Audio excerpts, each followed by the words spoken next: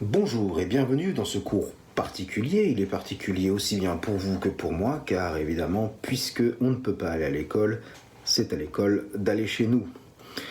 Du coup, ce que je vous propose aujourd'hui, c'est de subir un petit cours théorique de la pratique, comme je vous le fais d'habitude, sur comment se comportent les logiciels dans certaines circonstances.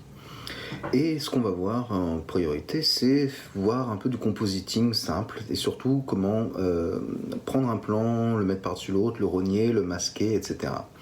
Donc on commence avec notre ami Final Cut, que vous commencez à bien connaître. Et j'ai ici un exemple assez probant et sympathique d'un plan qui nécessitait du compositing. Donc regardez ce plan. D'accord, petit couple, coucher de soleil. Et regardez celui-là. Et vous vous dites, c'est grossièrement la même chose, sauf que si on regarde bien, dans celui-ci, le mouvement que font les amoureux permet au soleil de se refermer, il y a quelque chose de joli et tout ça. Donc le problème, c'est qu'on voit un véhicule sur le côté, là-bas, là, et que c'est pas très harmonieux, c'est pas très agréable d'avoir ce parasite. Donc du coup, ce qu'on peut faire, c'est attraper une zone du plan où il n'y a pas le véhicule pour la coller par-dessus. Donc le principe est simple, on va prendre un plan et le mettre par-dessus l'autre. Et je vais vous demander de porter votre attention sur cette zone-là, où on va pouvoir appliquer des modifications à nos plans. Donc là, je sélectionne celui du haut, et donc si je vais sur transformer, je peux l'attraper et lui faire subir des transformations. Je peux l'étirer, je peux le faire tourner, donc on peut faire plein de choses. Là, évidemment, je vais faire des pommes Z surtout, parce que je ne veux pas qu'il fasse ça. Il y a recadrer, donc recadrer permet d'élaguer, élaguer une partie du plan. Donc là, vous dites que c'est un peu dans ce genre d'idée qu'on va aller, puisqu'effectivement, là, si je fais ça, j'ai éliminé le véhicule. Alors, le problème que ça occasionne, c'est que ça fait un trait et que je n'ai pas, dans recadrer, de quoi faire un lissage de plume. Donc, même si ça montre quel type de méthode on va employer, ce n'est pas la bonne. Donc, du coup, je vais l'annuler. Et le dernier, c'est déformer. Alors déformer, je m'en étais servi la semaine dernière quand on avait vu que j'avais fait un faux pare-brise sur la fille qui n'est pas montargiste. Donc effectivement, on peut attraper un coin de l'image et puis appliquer une déformation. Alors on peut faire des trucs même complètement chelous, très Star Trek.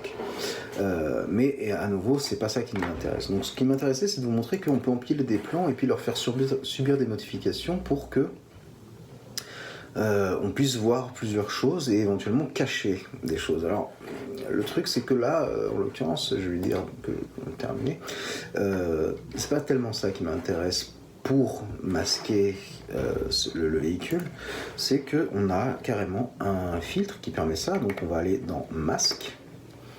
Et dans Masque, il y a plusieurs types de masques, donc masque gradué, masque de forme. Donc on peut prendre un masque de forme, l'appliquer et lui dire, voilà, je veux que tu sois assez grand, que tu sois comme ça, et puis que tu sois ici. Et donc vous voyez que là, du coup, j'ai un lissage qui me permet, comme ça, parce que, voilà, qui me permet d'atténuer la zone où on passe d'une image à une autre.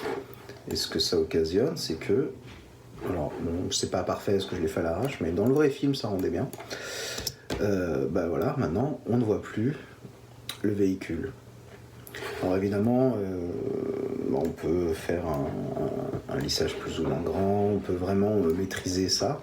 Mais le principe est le suivant, c'est-à-dire qu'on peut, comme ça, établir une zone sur laquelle on ne veut pas voir la même chose. Donc ça c'est pour masque de forme, je vais l'éliminer. Il y a évidemment moyen de faire encore plus balèze, c'est masque de tracé, donc je le prends, je le mets. Et masque de tracé, en fait, il va falloir tout simplement que j'ajoute des points moi-même. Et je peux, comme ça, en cliquant, créer une zone, puis je peux lui donner la forme que je veux. Et quand j'en reviens au premier point, eh bien, il m'a créé un masque de cette forme-là. On voit que si, par exemple, je le bouge, il bouge en entier. Et du coup, ce masque, je peux donc là faire un adoucissement, c'est-à-dire changer le lissage. Je peux régler comme ça. Donc ça, c'est pratique. Ça permet d'éliminer un élément du décor sans être obligatoirement verticale ou horizontale. On peut vraiment maîtriser la zone sur laquelle on va vouloir opérer une modification. Et bon, là je l'ai fait complètement à l'arrache, ça va être n'importe quoi, mais vous voyez que c'est efficace.